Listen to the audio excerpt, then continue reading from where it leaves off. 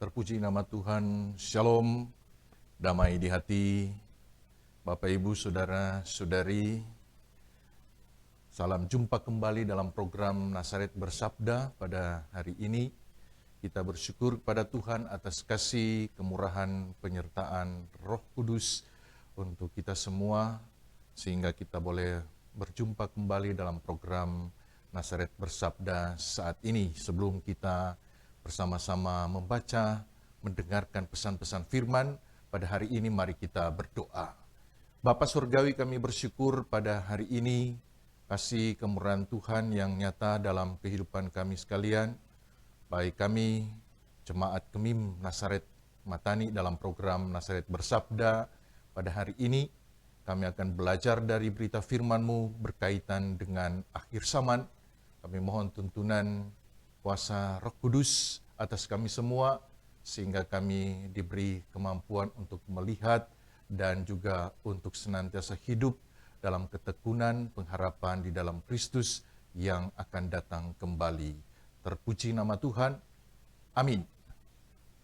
Hari ini kita akan belajar bersama dari kitab Injil Matius pasal 24. Injil Matius pasal 24 ayat 37 hingga ayat yang ke-42. Injil Matius pasal 24 ayat 37 hingga ayat yang ke-42 dibawa perikop nasihat supaya berjaga-jaga.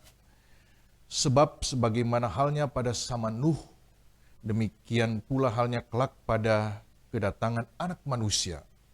Sebab sebagaimana mereka pada zaman sebelum air bah itu makan dan minum, kawin dan mengawinkan sampai kepada hari Nuh masuk ke dalam bahtera. Dan mereka tidak tahu akan sesuatu sebelum air bah itu datang dan melenyapkan mereka semua, demikian pula lah halnya kelak pada kedatangan Anak Manusia.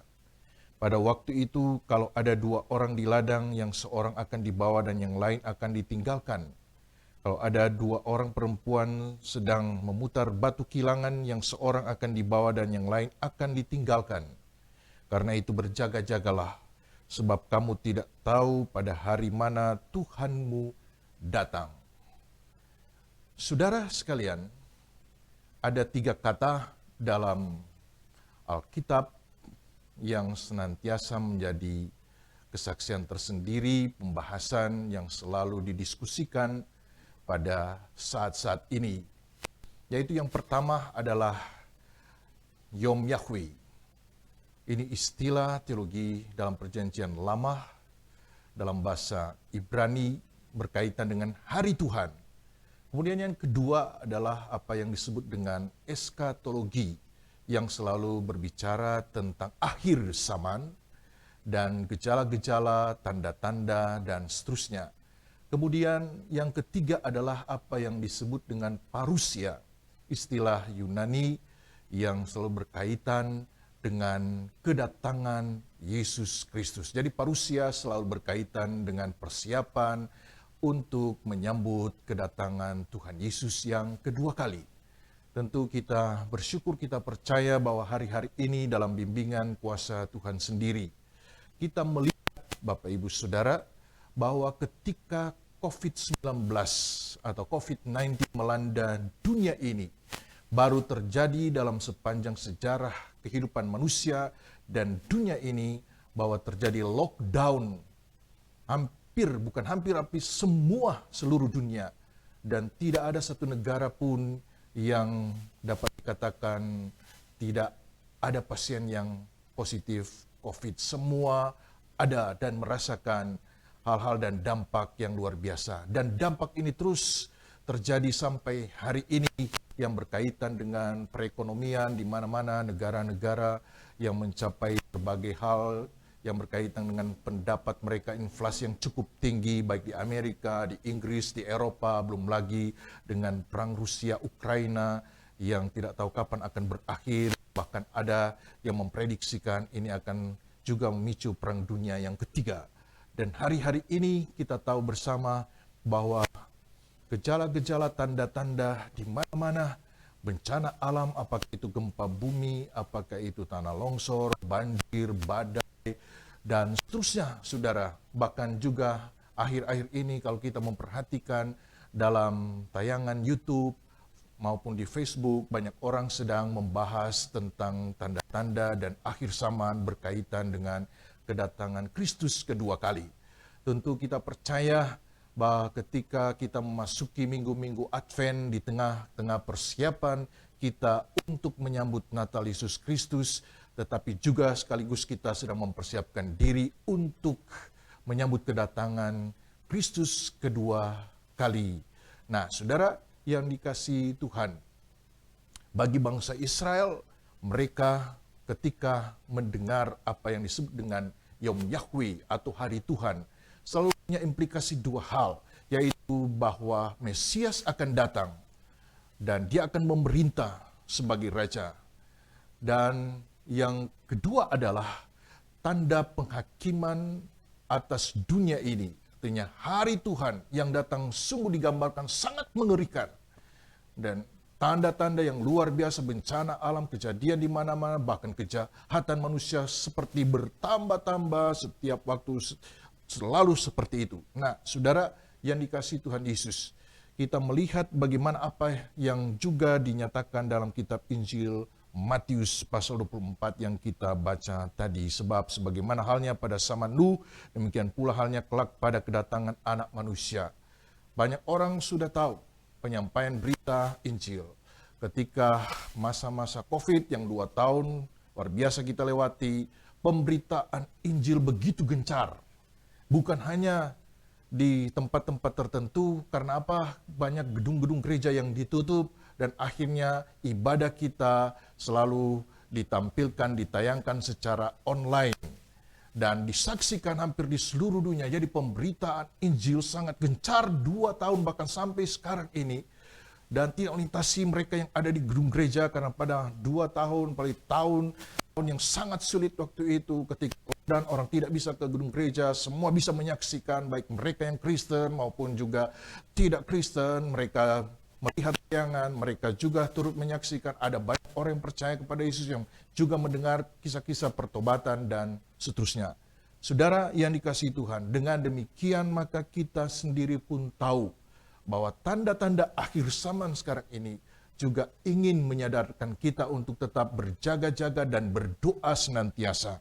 Kita tahu bagaimana yang disampaikan dalam 2 Timotius pasal 3, khususnya ayat 1 hingga ayat 3.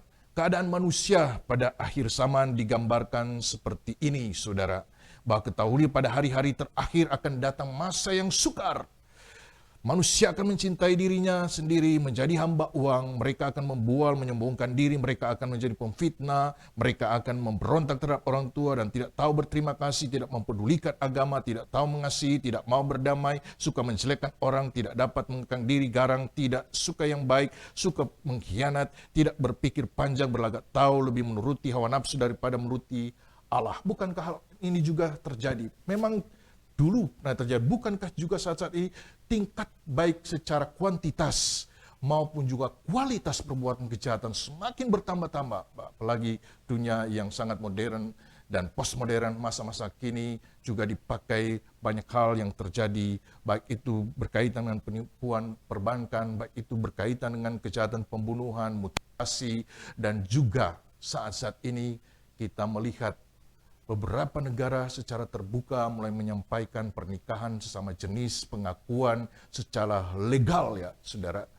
Apalagi di negara-negara termasuk Kristen juga telah mengakui hal-hal seperti ini, saudara.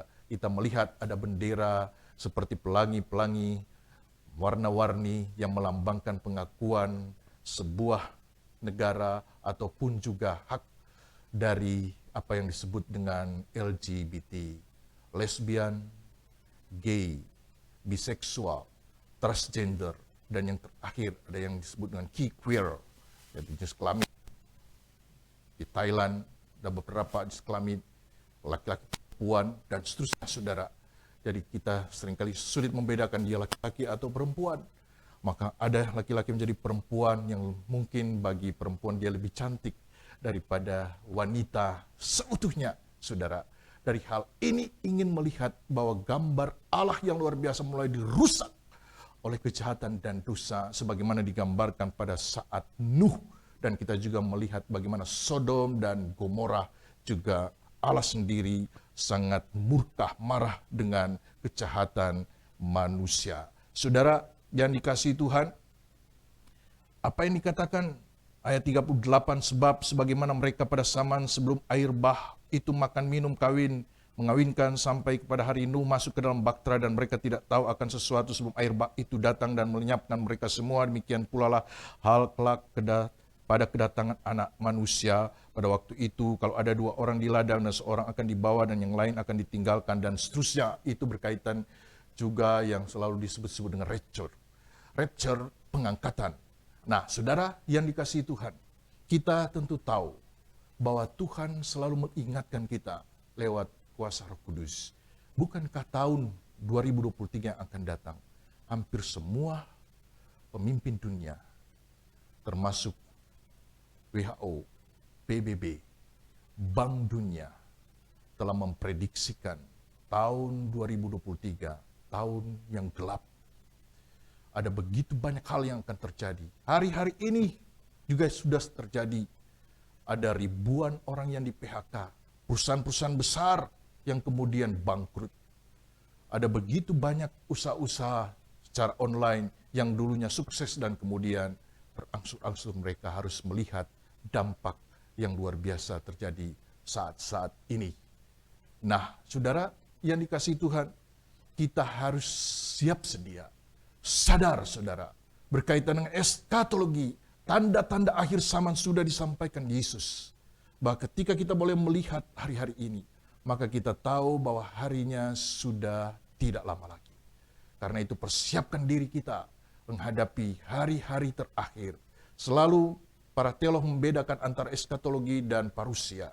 Jadi eskatologi menjelaskan tentang hari-hari persiapan, tentang hari menjelang datangnya Tuhan kembali. Parusia adalah juga hari di mana Kristus datang, yang berkaitan dengan 2 hal, yaitu rapture maupun juga berkaitan dengan kedatangan Kristus kedua kali. Memang ada beberapa pemahaman tentang masa-masa yang sukar. Ada yang punya pemahaman tentang pre atau sebelum masa-masa 3,5 tahun yang luar biasa sebagaimana dikatakan dalam kitab Wahyu. Ada yang juga mengatakan masa-masa middle di antara masa-masa sukar itu. Masa yang disebut antikris. Orang diuji imannya, keyakinannya, maupun juga di masa pasca hari-hari itu, yaitu disitulah Tuhan akan menyatakan kuasa dan kasih-Nya. Kita sebagaimana gambaran yang disampaikan para mempelai wanita yang dipersiapkan Tuhan untuk menyambut mempelai laki-laki. Kita harus menguduskan diri, saudara. Kita harus tetap percaya pada kuasa dan kasih-Nya. Sehingga ayat 42 juga mengingatkan kita. Karena itu berjaga-jagalah sebab kamu tidak tahu pada hari mana Tuhanmu datang. Kalimat ini sudah ribuan tahun disampaikan. Jemaat mula-mula juga berharap Tuhan segera datang. Dan seterusnya, banyak orang kemudian mulai meragukan, Tuhan sebenarnya mau datang atau masih lama lagi. Prediksi dunia sekarang ini sudah di puncak teknologi yang luar biasa yang kita lihat di mana-mana. Apakah berkaitan dengan faktor-faktor kehidupan manusia itu sendiri, tetapi juga dunia sekarang, apalagi sudah 7 miliar dan mendekati juga hampir 8 miliar umat manusia di dunia ini. Saudara, kita tahu bersama ketika kejadian malapetaka dan gempa bumi seperti di Cianjur.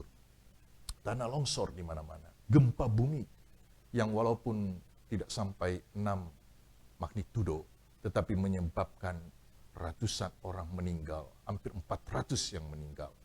Ada banyak yang masih hilang. Begitu banyak orang yang terpukul. Dan begitu banyak yang terjadi akhir-akhir ini. Roh Kudus mengingatkan kita untuk berjaga-jaga dalam doa kita. Kalau perlu kita juga harus berpuasa, melihat kasih karunia Tuhan dalam hidup ini. Kita harus tetap setia, saudara, di hadapan hadirat-Nya. Kita tahu bahwa hari-hari ini tentu tidak mudah. Namun Tuhan menjanjikan penyertaan dan kasih-Nya. Sebagaimana kata Yesus, bahwa Dia akan menyertai kita sampai kepada akhir zaman. Tuhan senantiasa menolong kita selalu, sehingga ada ikatan khusus antara suami istri. Bukankah sekarang ini goncangan terkuat yang kita rasakan? Pergumulan keluarga, suami istri, ada begitu banyak tantangan, ada begitu banyak perpecahan, perceraian di mana-mana. Terjadi luar biasa, baik dampak COVID dan masalah ekonomi dan seterusnya. Tetapi hari-hari ini luar biasa berdampak. Terlebih bagi keluarga hamba Tuhan. Apakah sebagai diaken, penatua, guru agama, pendeta, UPK, Biprah, dan sebagai bagian dari pelayanan gereja ini. Bukankah kita merasakan ujian dan pemurnian sedang terjadi? Kita sadar berjaga-jaga. Manusia mulai kehilangan kasih, kepedulian kepada siapapun. Mulai mementingkan diri sendiri dan sepertinya berat untuk mengulurkan tangan bagi mereka yang membutuhkan pertolongan. Ingat, kasih Kristus, apalagi pengampunan yang dituntut Allah, mengampuni sesama. Musuh sekalipun, kita harus membangun relasi yang baik dengan Tuhan, juga dengan sesama. Semoga kehidupan kita selalu diberkati, nantiasa kita berjaga-jaga, nantiasa kita berdoa selalu. Tetap setia, karena kita tahu bahwa Tuhan segera datang kembali. Tuhan memberkati, tolong kita selalu, terpuji nama Tuhan. Haleluya. Shalom, damai di hati.